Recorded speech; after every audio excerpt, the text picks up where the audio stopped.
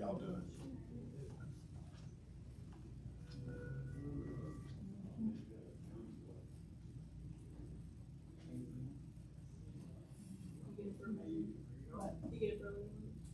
Yeah. When, no, but just.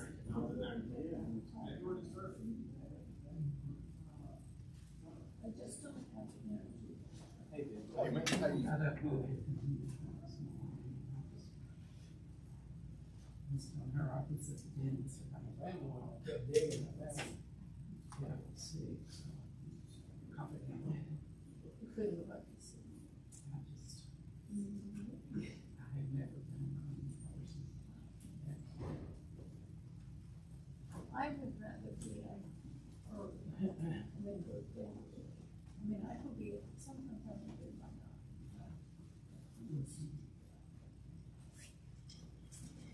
And sometimes I get to go to bed just to get off my knees and go to sleep.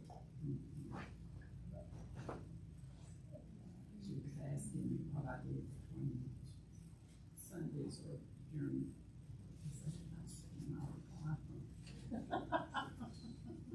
Monkeys and the human-like creatures. They sat down there laughing. Hey, we can talk baseball with them, we're fine. There you go. They start throwing some stats at you. Oh, yeah, hey, when they do a pull up, a double play and hit, we can do it.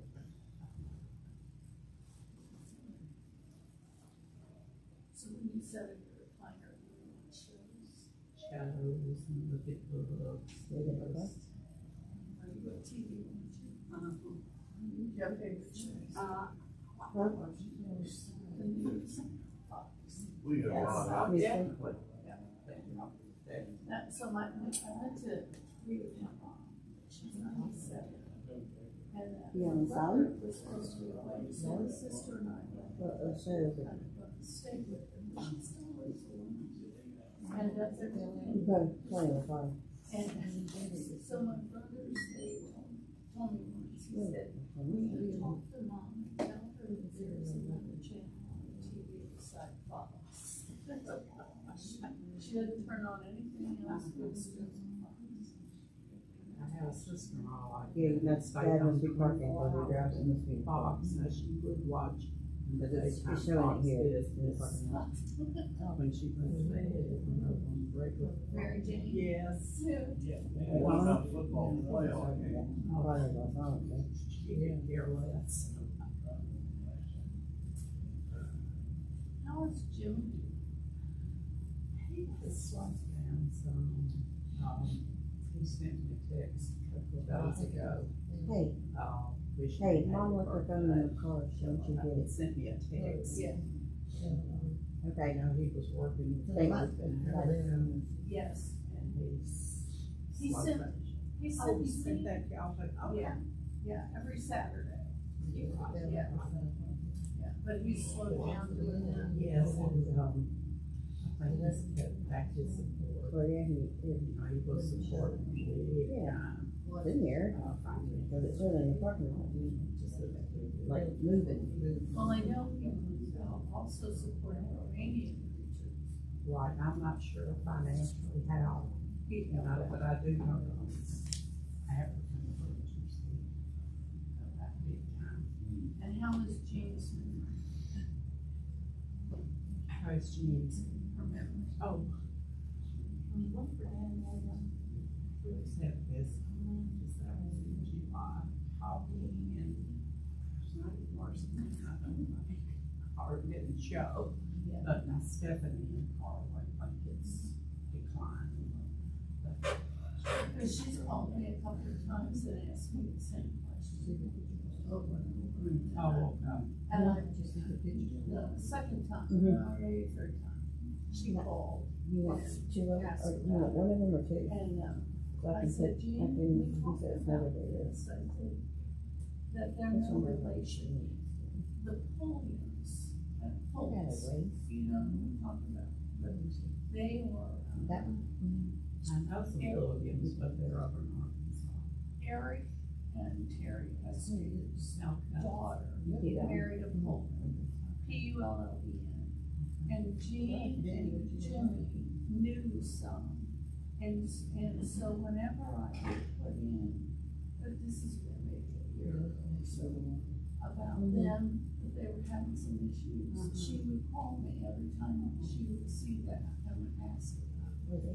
So that they, maybe in the, when he was in the, he was in the Air Force, Recreate the picture. that they knew some people with that last name. Like going there. Silly goofy stuff, so that's probably why I didn't notice it. So, just obviously. Oh, I'm sweating. I can't see my. And so. Oh. I said, yeah, because of all this time, and you saw her, and she was. I think Octavius, Oh, Mary Jane. but I posted something on, My grandma. Octavia. And it That says, still takes me off guard. Yeah. Yeah, me. When they say Tom, Lee, I was great grand. have you ever heard the I believe, yeah. Yeah. My parents are great grandparents now, they're, Real familiar. I think they know what to make of it. Yeah. I can give a little bit about it. I think it explains a lot. Did it? Now we have Did it? fossils. Good. Around the world. Learned so much I more. think it explains it. So much. You're They on. had on Oh, TV. yeah. Well, And they it did fits the the or true, something. you know, the floods came up in the world. That's true. That's, I think, how they live so long. But that flood, that got to drop off. this I was. know Abraham lived in they were living 600-700. And then there was a drop. Alan texted people and all about his book. Oh my goodness, it wasn't just early. I think he has to teach it, but it's in the coming out, but I'm not sure. 34 miles. But he knows. We had like a greenhouse. He's the one that asked. Okay, thank you. You can't And read then it. ours. I'm concerned, it's fine. Ever drill and find fossils. Okay, the next thing, that was like, how in the world? No, fuck that. We're doing that. How are you?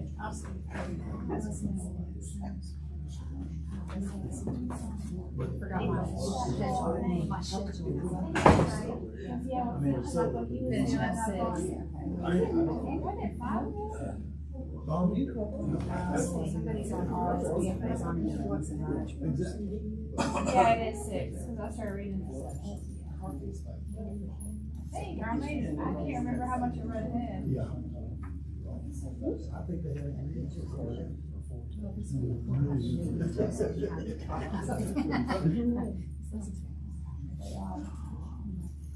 Yeah, I see what's in that.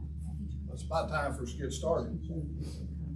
We are still on lesson 6 or chapter 6 about what does the fossil record show.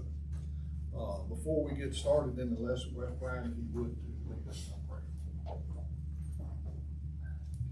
Glorious Father in heaven, we are thankful once again that we have this time to be able to come together and to encourage one another, but most importantly, Lord, to dwell and discuss and to think more about your word and the evidences that you have provided for us.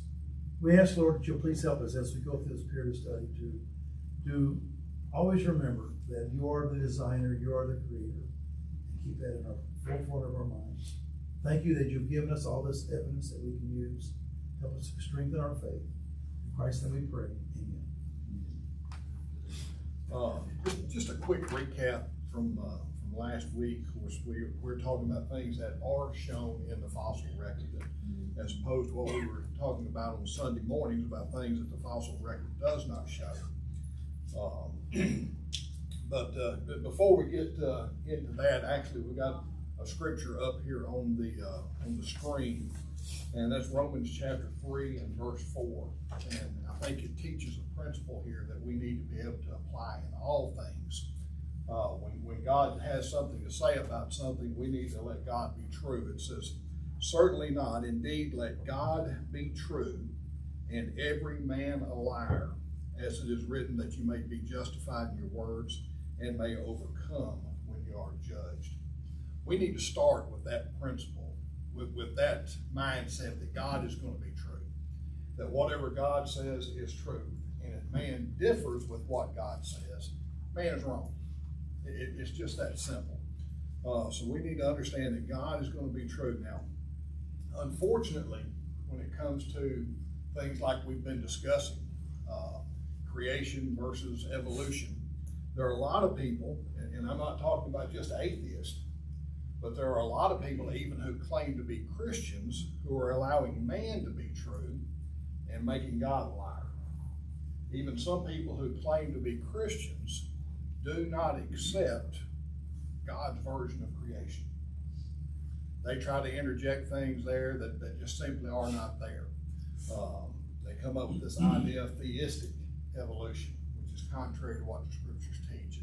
That they believe in God, but they think that story there in Genesis covers billions of years. When the scriptures actually teach it's one day after another day after another day for 7 days, 7 literal days that we read about that God created the heavens and the earth. Any other thoughts or comments about that from anybody? So that's where we need to start from, is that God is going to be true. Well, last week we talked about some things, and just a couple of them we'll mention here that I think are important. And one of those things we mentioned was this idea of explosive origins. In other words, when we look through that fossil record, we don't find that gradual progression of fossils that slowly build up to certain animals, but when these animals appear in the fossil record, we see them fully formed, many of them very complex, and they stay in that condition. They stay in that stasis all the way through the fossil record. We talked about frogs, and we looked at some of the frog fossils. And those frog fossils that we looked at from supposedly millions of years ago looks like frogs today. We looked at a fish, and that fish fossil from supposedly millions of years ago looks just like that fish today. The same thing with crocodiles. We saw some crocodile fossils. And something I thought about that we didn't mention last week is that every picture I have ever seen of a Tyrannosaurus Rex looks the same. They're all pretty big. They got a big head, big teeth, short arms, long tail, and just look ferocious. And when you see their fossils, you can imagine that. You can imagine what they would look like. And of course, media and movies and things like that help us with that. Now, they supposedly lived, that species supposedly existed for about 3 million years. If evolution was true, don't you think their arms would have got a little longer? I mean, wouldn't that have been a help? Now, that seemed like that would have been progress to me, but you don't see that. And in fact, you don't see that with any animals that we see in the fossil record. They stay the same all the way through the fossil record. So we have that idea of stasis. Now, what we're going to start off with tonight is this soft tissue preservation. And hopefully that's not as boring as it sounds like it is. That sounds like something that would be in a biology class that I would probably want to sleep through. But before we get into that, any comments or questions from anybody? Okay, again, we're talking about things that the fossil record shows. The fossil record shows that there is soft tissue preservation in some of these fossils, which is something that's kind of contrary to certainly the theory of evolution and contrary to common sense if these things were as old as what they say they are. But first off, before we get too far into that, what is a fossil? Anybody? What is it? It's the remains of a dead animal. Okay. What are they made of? How about that? Bone or sedimentary rock, is that what we said? Yeah, they're found in sedimentary rock. And they're basically, I guess, would be made up pretty much the same thing, but fossils are actually rocks, okay? We see them and they look like bones, they look like skeletons, but actually they're pretty much rocks. If you go over to National Geographic's online resource library, under the topic of fossils, they give a definition of what a fossil is. It says, fossils are the preserved remains or traces of remains of ancient organisms. Fossils are not the remains of the organism itself, they are rocks. Fossils are not the remains, a fossil can preserve an entire organism or just part of one, bones, shells, feathers, and leaves that can all become fossils. So it's actually rocks, okay? It's not the actual skeleton. So what happens is, kind of a summation of how a fossil forms, and this is important from our standpoint of understanding soft tissue, is when an animal would die, if it got covered up quickly with some type of silt, some type of mud, or something else, maybe like tar. We've heard about the tar pits. If it got covered up with something very quickly that would prevent oxygen from getting to the corpse, okay, then that would greatly extend the amount of time it took for that animal to decompose, okay?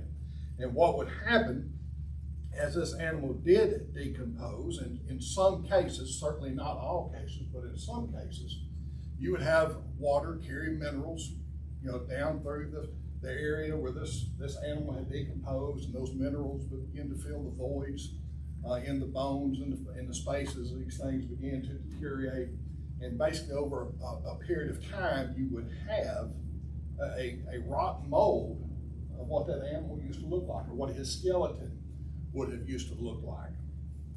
And kind of as the usual process, this way this would take place was the animal's soft tissue, its skin, its organs, things of that nature would be the first thing to go, okay? That would be the first thing to go because there's not much to preserve there. What would be left behind and what would last longer because it was harder, more durable, would be the bones. And some of these bones were able to last long enough to undergo this fossilization process. So what we have here are, when we see things like this Tyrannosaurus Rex up here, that is a stone replica of what he would have looked like. Pretty much a stone replica of what his skeleton would have looked like. Any comments or any questions about any of that from anybody? The petrified forest is trees that are down, and you can see that are rocks now. Yeah. They were trees.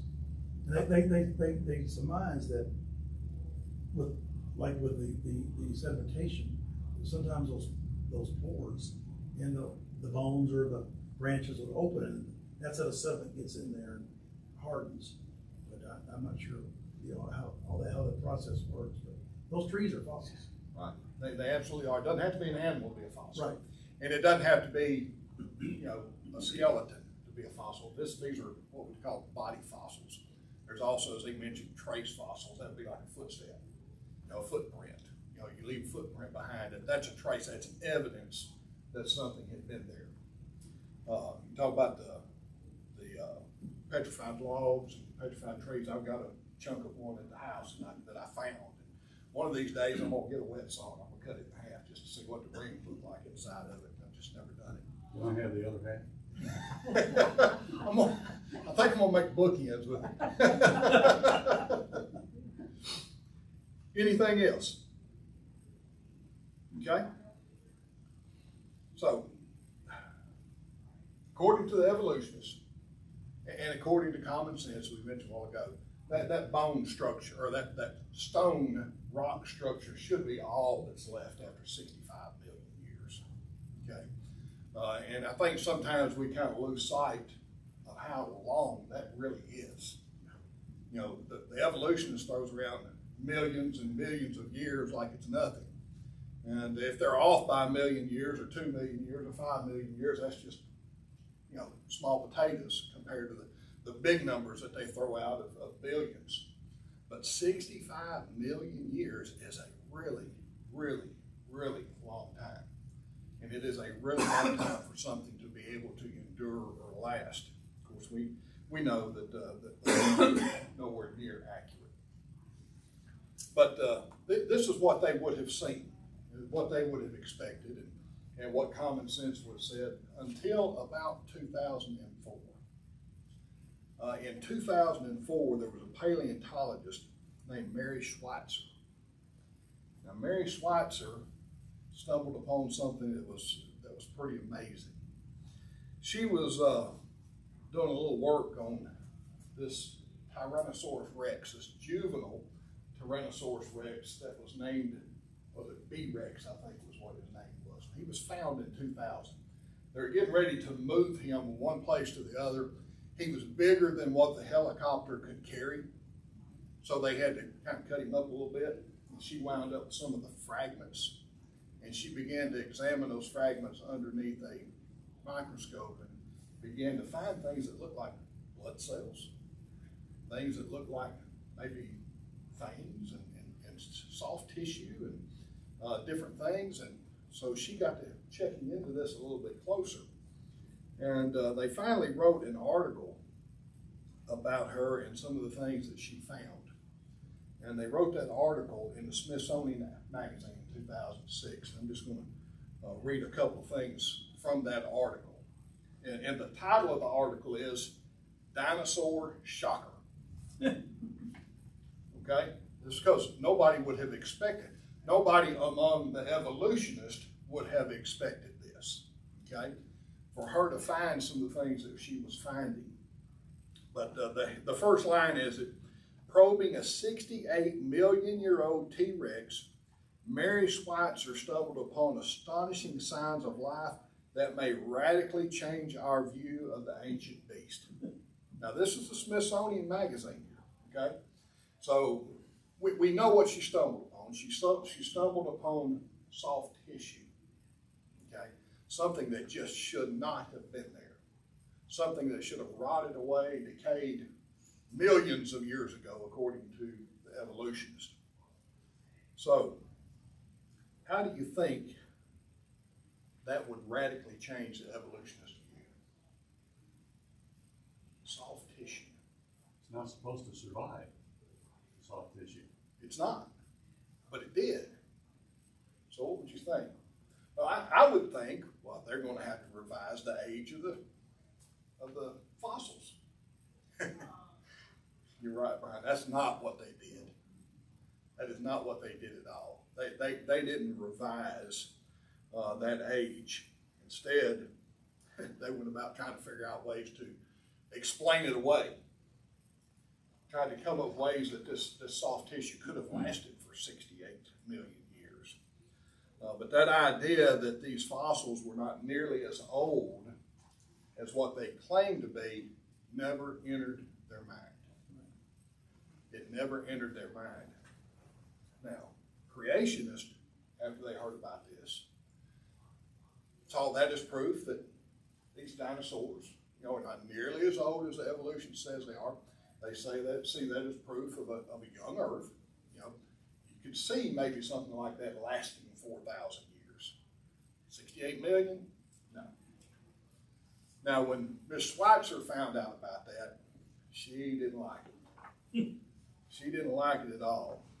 This is a quote from the same article. It says, this idea that creationists are using her work to support what the scriptures teach.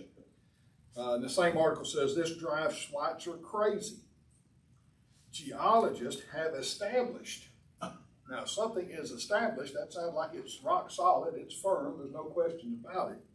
It says that geologists have established that the Hell Creek Formation, where B-Rex was found, is 68 million years old, and so are the bones buried in it. She's horrified that some Christians accuse her of hiding the true meaning of her data. I think I was supposed to swipe and put that up there for y'all before I read it, so you could read along with me. But this just horrified. It's just terrible that they would say that her findings support something besides what she already believes. And as a scientist, what she should have done is just said, look what I found. and then let other people try to figure it out. But she gets upset when people say, well, look what you found. Exactly. Now, I tell you, a lot of evolutionists do not believe that she found soft tissue. Okay, and the evidence of it is pretty strong, but they're coming up with all kinds of ideas what this can be besides soft tissue, because they know the implications of it. They understand the implications. If she found soft tissue in these dinosaur remains, then something's not right. Then evolution has got to be off considerably.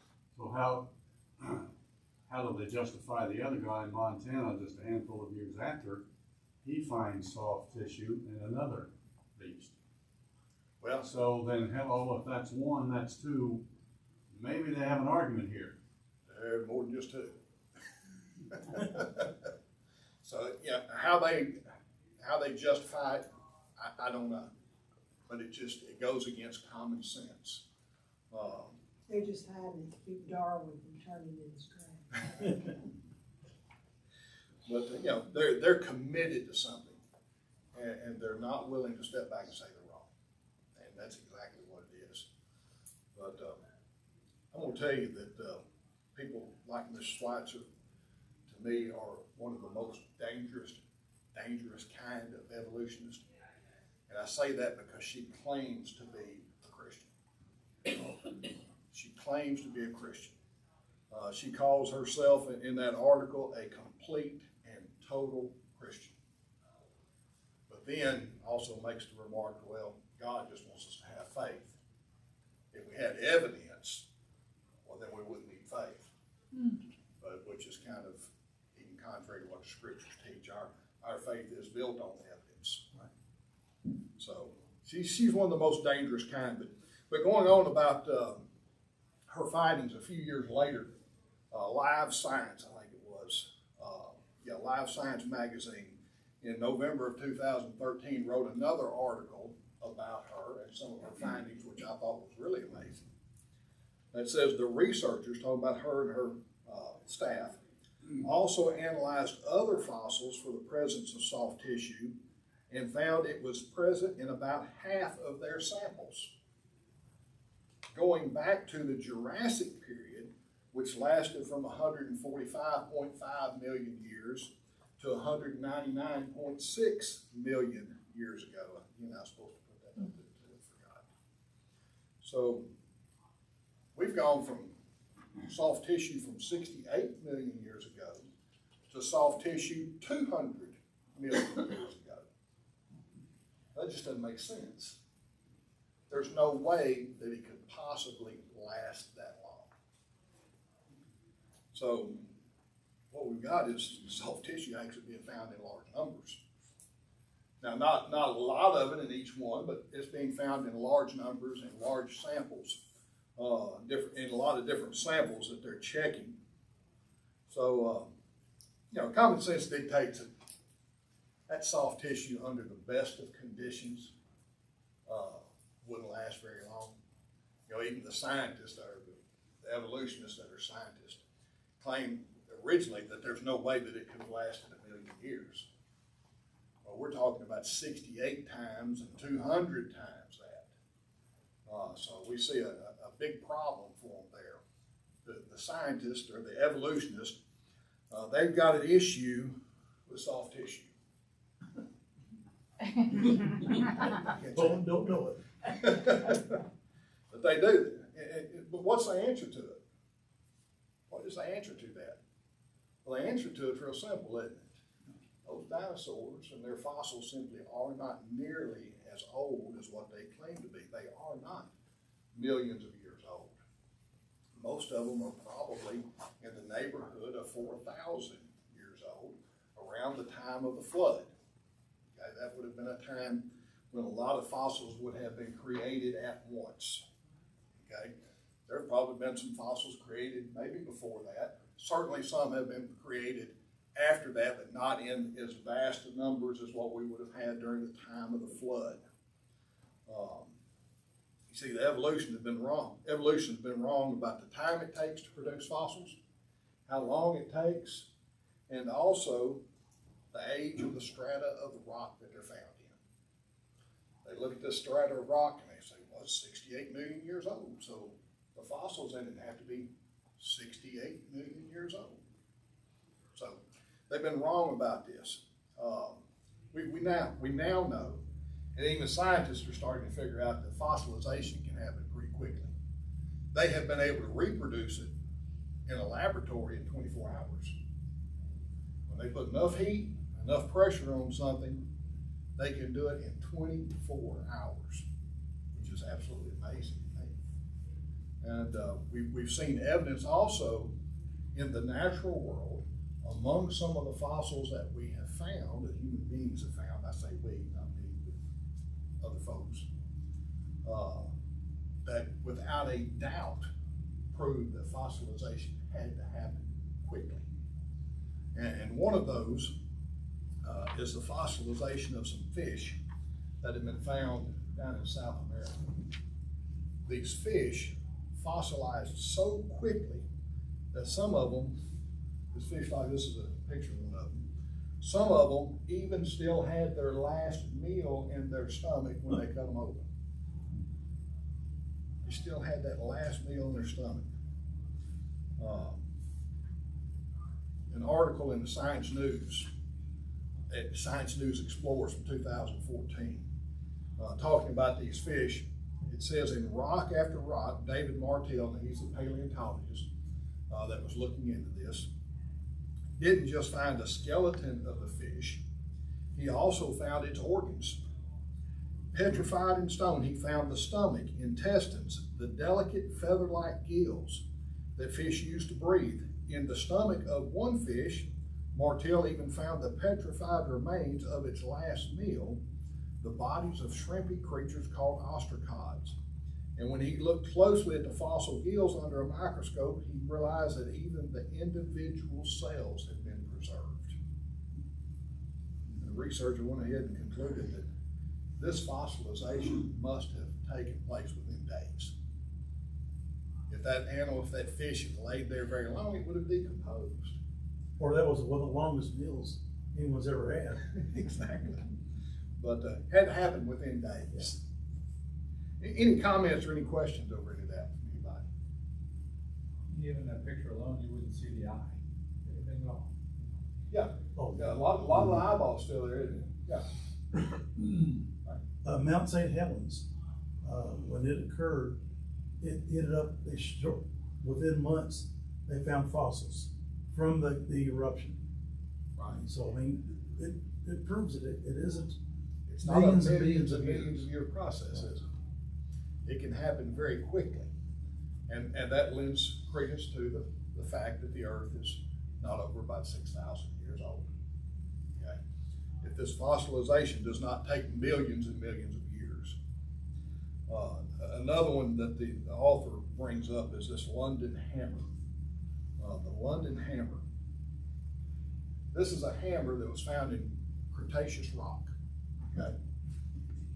This was found in Cretaceous rock. A guy was walking down the river one day and he looked over and he saw a wooden piece of wood sticking out of the stone. And he went over and he popped it open. And this little section here actually was covering, I think, the back side of this. And when he cracked it open, there's an iron hammer in there. But that didn't make sense because that strata that hammer was found in was supposed to be 140 million years old. Dinosaurs are real famous for being found in this very same strata of rock. So how do you get there? Dinosaur make it? Probably not. You know, that's obviously man-made. So that gives us, that tells us one thing. We have man-made items in the same strata that we're finding dinosaur fossils. They obviously had to live together. So men have dated that at 140 million years old, but both the creationists and the evolutionists will tell you that men weren't alive back then. You know? So the date has got to be off. Any comments or questions from anybody over any of that?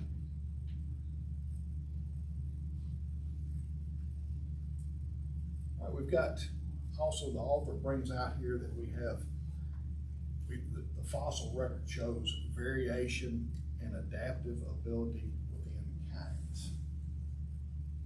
Okay, we talked about these kinds last week. The kinds are kind of a large term to describe, maybe we might call it families of animals. We talked about the canine kind of animal. The canine would have several different species inside of that kind. You'd have wolves, you'd have your domesticated dogs, you'd have coyotes, dingoes, foxes, all kinds of different canines that were all different inside of that kind. Think about the felines, okay? You have a lot of different kinds of species of feline, but they're all feline. You think about leopards and cheetahs and your house cats and lions and tigers, but not bears. You know, you'd have all of these that would be felines. They're all that kind. So we see from that kind that there are a lot of different variations of it. Same thing with the dogs. There's a lot of different variations. So since that's the case, the idea that there are variations among dogs and cats and even human beings is undeniable. You look about just about any kind of animal and there's going to be variations of it. And even among human beings, we see variations among human beings. Okay? We have different heights, different hair color, different skin color, different eye color, you know, different builds. All of these things are a little bit different. So when we think back about when God made the animals, he made kinds. When Noah put the animals on the ark, he put kinds. He didn't necessarily put every breed of dog on the ark, okay? He put 2 of each kind. And since he put 2 of each kind, what would have necessarily had to have happened in order for us to have 500 breeds of dogs, you know, to have Chihuahuas, Alaskan Mountain Moots, Dobermans, German Shepherds? There would have had to have been some variation, some adaptation through history to take that kind and bring it down to what we have today. You know, so this idea of variation is undeniable. This is what we would call microevolution, small changes within a kind, not macroevolution. Macroevolution is large changes from kind to kind. Okay, that's one animal changing into something else. That would be a dog going, eventually turning into a cat, or a monkey eventually turning into a man. Okay, that is macroevolution.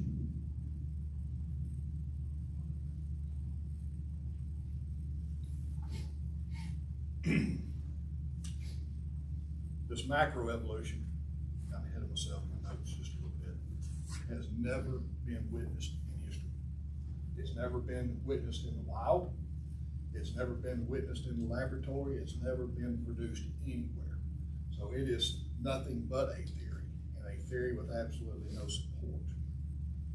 And we think about this macroevolution when it comes to human beings. That is actually addressed very specifically, actually, by the scriptures. This idea of where we come from. Did we come from apes? Did we come from monkeys? Well, the scriptures address that very specifically, not just in Genesis, but over in Acts chapter 17. In Acts chapter 17, in verse 26, now this is the New King James Version. It says, "And he has made from one blood every nation of men that dwell on the face of the earth, and has determined their pre-appointed times and the boundaries of their dwellings." So he's made all nations, every nation from one blood. I don't think what he's talking about there is the blood that's in our veins. There might be some application to make there, but when we talk about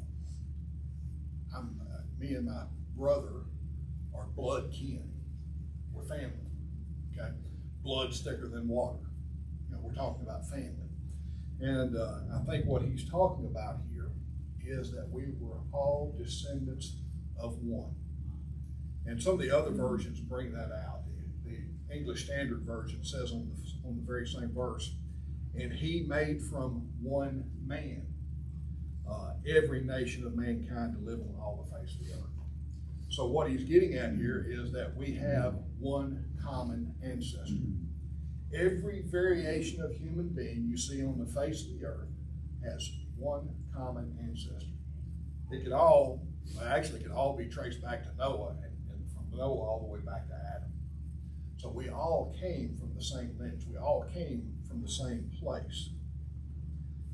Albert Barnes, in his commentary, makes a good statement on this. He says, "And hath made of one blood all the families of men are descended from one origin or stock. However different their complexion, features, language, etc., yet they are derived from a common parent. The word blood is often used to denote race, stock, or kindred. This passage completely proves that all the human family are descended from the same ancestor." So we see different variations in the fossil record, and they say, well, look at this human skull. It's different from this human skull. That's just, if it's actually a human skull, which some is pretty doubtful. But if it is actually a human skull and it's different from that human skull, that's just variations inside the kind. Still a human skull. It's still a human skull. So this idea that we evolved from apes is nonsense. Absolute nonsense. Any comments or questions from anybody? So you and I are related, is that what you're saying? May not go that far just yet. I just want to know. Well, yes, sir, we are. Way back somewhere. We are brothers. And may not be as far back as we think. Anything else? All right, the next thing that he mentioned in the lesson is that the fossil record does show evidence of a global catastrophic flood. And Brian has got some information on us about how things may have been before the flood actually took place. And there's no doubt that after the flood, the world changed greatly. We don't know exactly all the details, but you can see the results, that the world changed greatly. So Brian's going to share a little information with us. Let me draw it on the board real quick. Right here. I'll pull a brick over here. I'll pull up a seat. Has anyone here heard of the canopy theory? Now, this is still kind of, some are saying that there's a validity to it and some aren't. Have you heard of the canopy theory?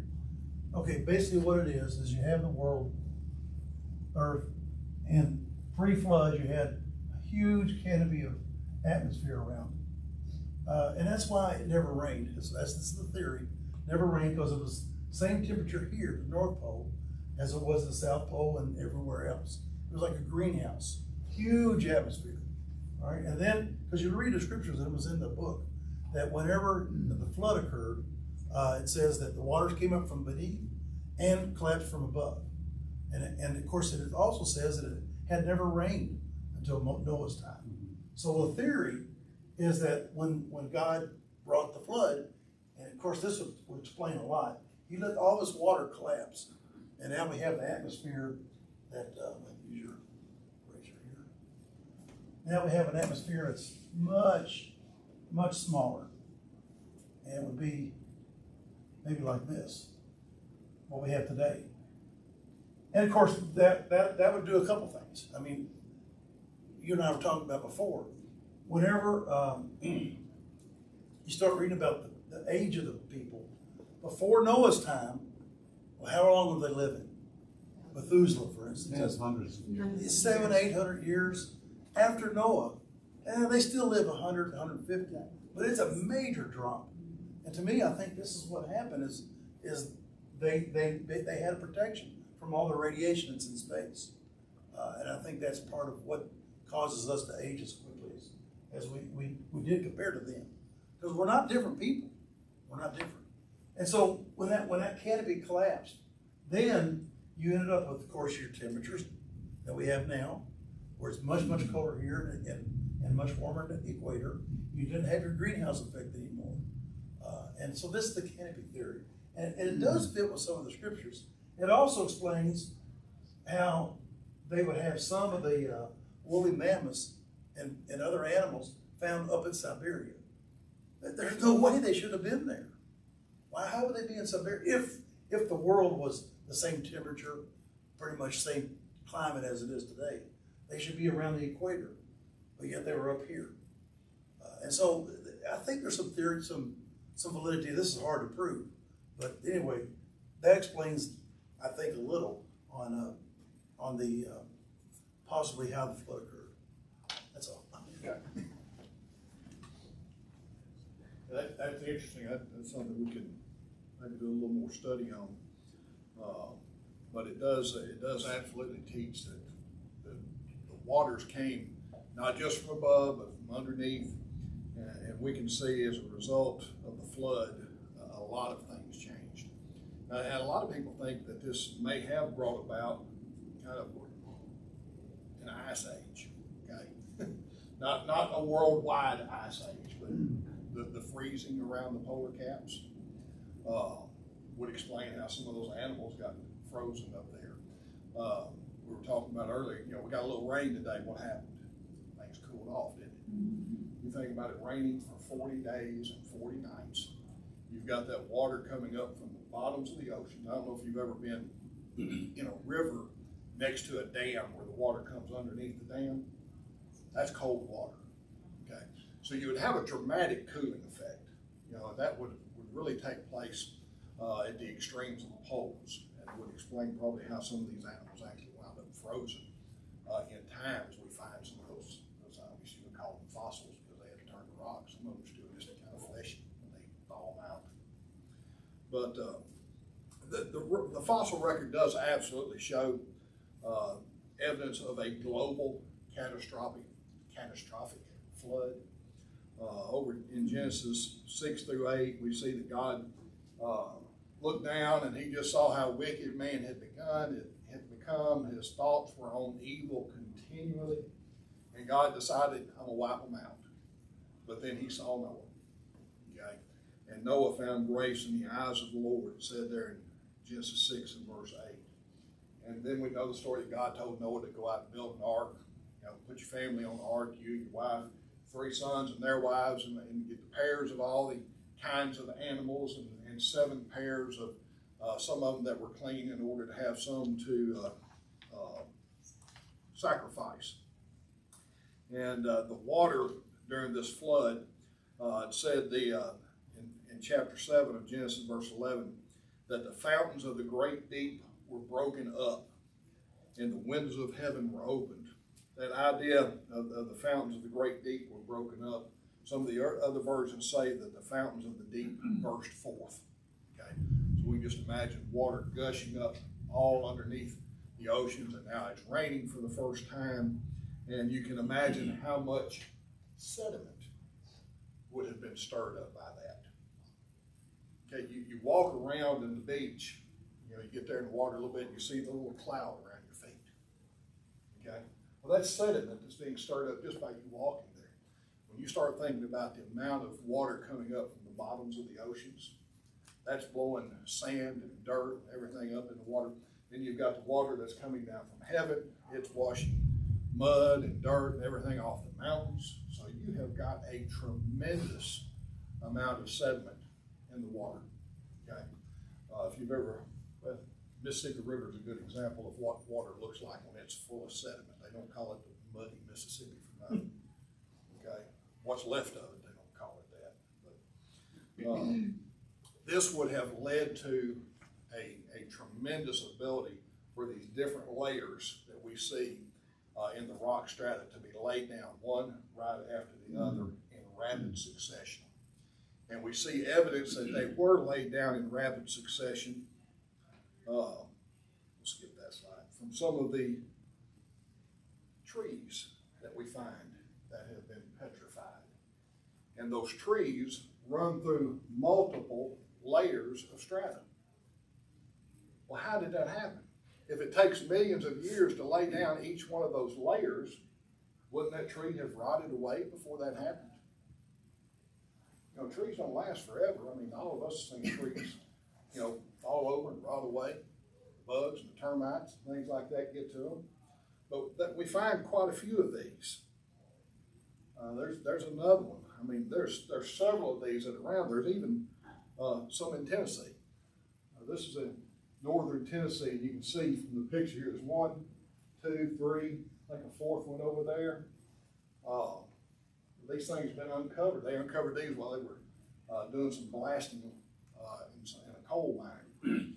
This is probably a little bit better picture of that. But these things are running through multiple layers of sediment. The only way that that could have happened, these are called polystrate fossils, okay, because they run through many strata, the strate. They run through many of the strata. The only way it could happen would have been for all these layers to have been laid down rapidly. That's the only way it could happen. The only way it could have been laid down rapidly would have been for a massive water event like the flood. Now I'll throw that one in because I liked it. That is a bunch of fish that got fossilized. Looks like they're all swimming headed the same direction. You'd think that would have had to happen pretty quick, you know, to get all of them like that, and they're little, like little minnows. Another thing that supports the idea of a worldwide flood is the fact that we find these dinosaur bones just in piles, okay? Just in absolute piles. And what this is the Quarry Exhibit Hall at the National Dinosaur Monument. This is an 80-foot tall wall that is just full of dinosaur bones. There's remains of over 1,500 dinosaurs in that wall. How could they have all gotten piled in there together? They didn't all just walk down there and decide, well, this is a good place to die. Yep. What happened? They drowned and the floodwaters washed them into these low spots.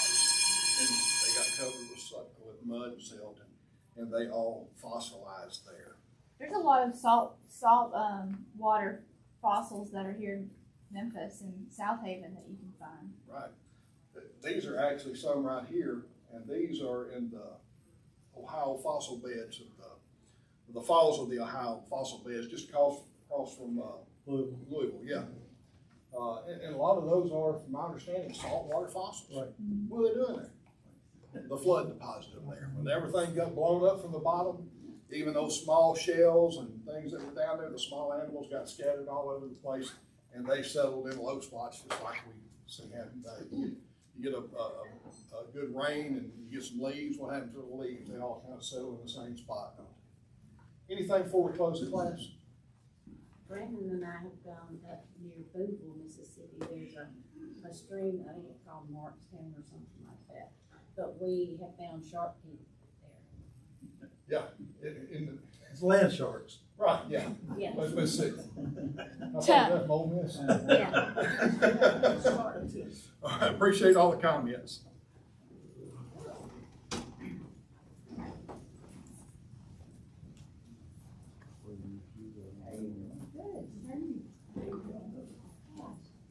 Turn it off too soon. How dare you?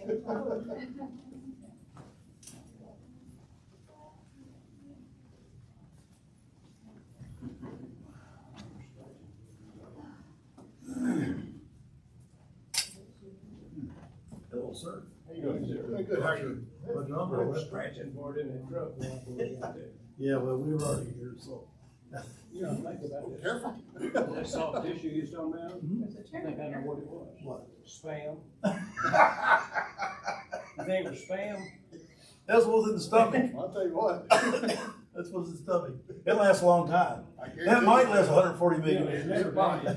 That or a Twinkie. Yeah, Twinkies might last 140 million years. Good job. Yeah, thank you, thank you. You understand my comment on I did.